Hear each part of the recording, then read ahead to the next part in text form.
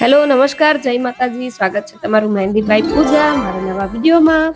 તો આજે આપણે શીખીશું મહેંદીમાં એક પાયા તરીકે ઓળખાય કે લાઇન્સ કેવી રીતે બનાવવી જોઈએ. તો ચાલો શીખીએ. તો લાઇન્સની રીત જોઈએ કે ન આવડતી હોય મહેંદી ત્યારે આપણે આમ લાઈન દોરીએ અને તૂટી જાય તો આ રીત ખોટી છે. ત્યાર પછી જોઈએ તો વધારે પ્રેશર આપીને અને પછી કાગળ પર તમે ઘસેડીને લાઈન બનાવો તો એ રીત પણ તદ્દન ખોટી છે.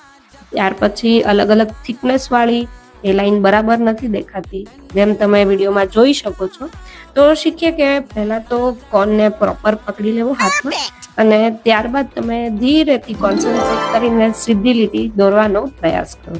ઘરે બેઠા જો તમે આ રીતે પ્રેક્ટિસ કરશો તો ચોક્કસ તમે મહેંદી શીખી શકો છો. જુઓ, તમે વિડીયોમાં જોઈ શકો છો કે જે રીતે આપણે પ્રેક્ટિસ કરતા રહીએ તો આપણી લાઇન્સ બરાબર બનતી જાય છે.